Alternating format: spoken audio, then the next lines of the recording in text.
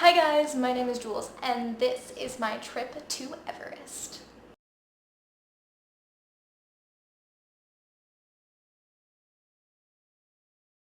Hi guys, welcome to Vegan Quirks, where we talk about veganism, minimalism, environmentalism, being a former expat in China, and more.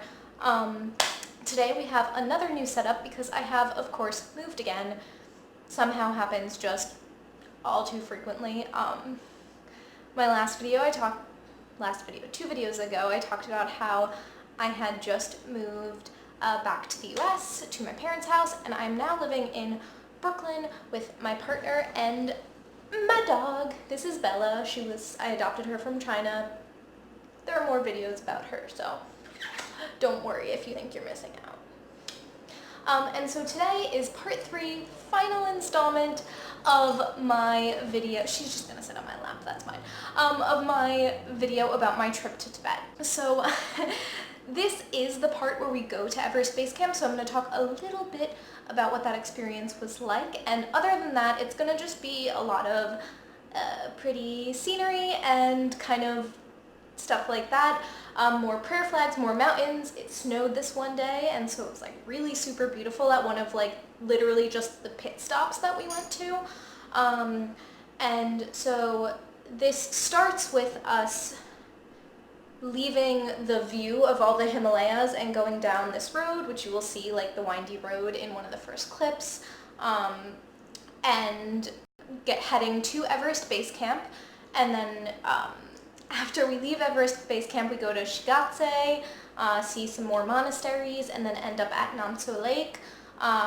Namtso Lake was like, you'll see in the clips, like it was like kind of cloudy and gray and stuff, but I thought it still like was interesting and looked cool. It was still a lot of fun. There's like these stones that look like they're covered in used tissues, but it's actually like these white scarves that people like throw on them for like good luck and prayer, but over time it just looks like a little nasty. I don't know, like it's just very interesting, like, because compared to the prayer flags that just have this like stark, like colorful aesthetic next to the nature, the thing with the scarves was weird to me. But let's get into the more interesting thing, which is my experience at Everest. Pardon my potentially not being in the same space, ran out of storage. So as I was saying, you guys may have heard of like in the news recently kind of about the fact that like getting up Everest is like a huge trash heap and all of this crazy stuff, and people are dying just waiting to get to the top. That is not what I did. I went to the fake Everest Base Camp for tourists that aren't actually climbers.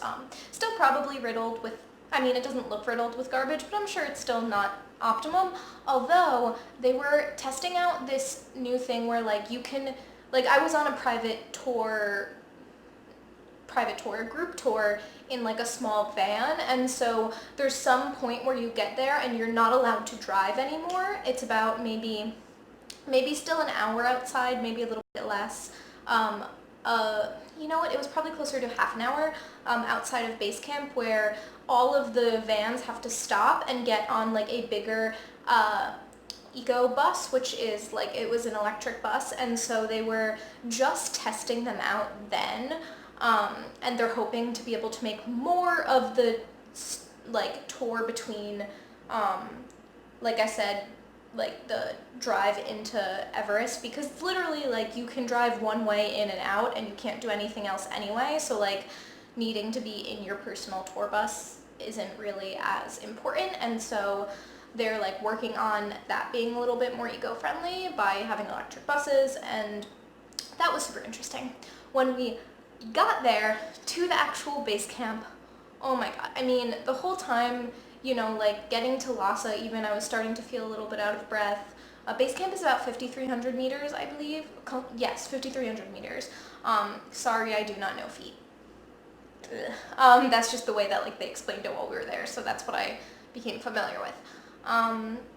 And basically like, oh, it was so hard to breathe. I would walk, you know, for 10-15 seconds and want to take a break. Everyone on my group, which was everything from like me and a couple other people that were like similar in age and like, you know, in quite good shape all the way up to people in their 70s. There was, a couple in their 70s on our tour.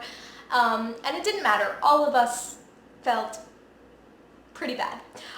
We all used oxygen that night to try to help get us to sleep, but all of us had trouble sleeping. It was absolutely freezing. We actually were in the base camp tent. We weren't in tents, we were in base camp, little kind of cabin things, but it was a room with basically our entire tour, separated males and females, because that's, I guess, just how they do things.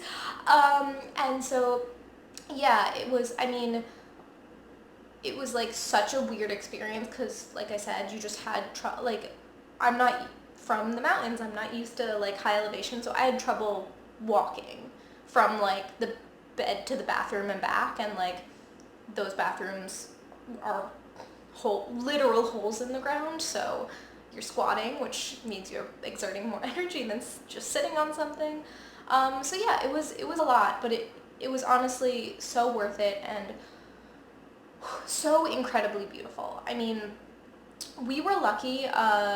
We had you stay there overnight and then you leave. There's really no reason to stay longer than that. Once you've seen the bit of Everest that you're able to see, there's an air, you can see the summit if it's clear enough, and once you've done that, there's not really anything else to do. There's this one little restaurant, and that's about it. And so we were really lucky that night we were able to see the summit. And then we were able to see the sunset with the summit. We went up onto this peak where it's supposed to be the perfect picture, because there's a small monastery, which you'll also see. It was one of the very few places we were allowed to film inside. So I have a little footage of that. And so you can see the big stupa, which is the tomb and the Mount Everest at the sunset or close to sunset, because it was super windy and cold and I was tired, and so I just didn't stay up there long enough to catch the exact moment of sunset. And then we went to the restaurant and had a clear view of the summit while we ate dinner, and then we went to bed and woke up and there was another view of the summit in the morning, all just in different lighting, and it was super beautiful. And our tour guide said that it was his third or fourth tour that year, because they just opened in April and I went in May. And the tour guide said that the first group didn't really see the summit at all. It was just, the weather just wasn't clear enough, and the second group saw it for a hot minute, got to take a picture, and it was gone. And we had basically the entire evening to gander at it and the entire morning before we left. So we were super, super lucky, and it was just, it was an incredible sight. It's something that I would never want to climb this mountain, but it was super cool to get to see it. And overall, my experience in Tibet was incredible. I don't normally opt for tours, but you have to as a foreigner. You don't have the option to just go there and travel around yourself.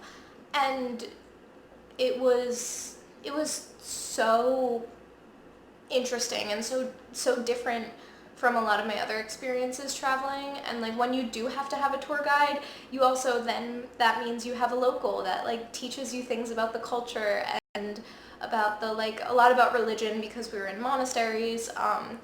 But it was just so cool. It was just so interesting. And not necessarily something I would do again, because there are only so many tours and you kind of would end up seeing the same things over and over again. But something I would recommend to anyone that ever had the opportunity to do it.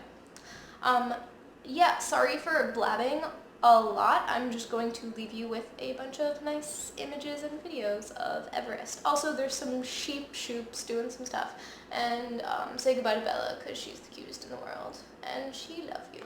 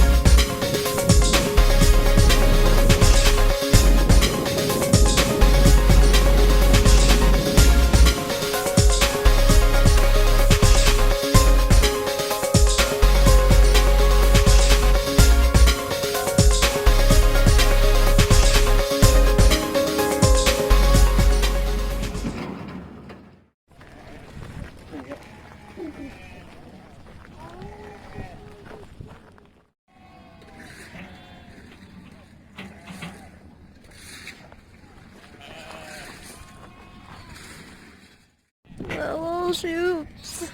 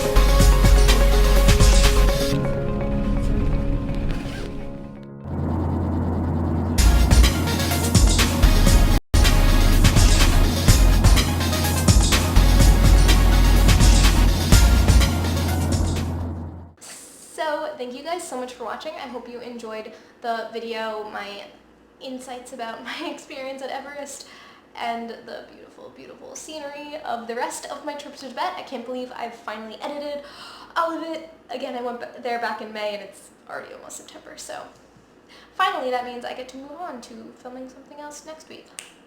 We'll see what that is.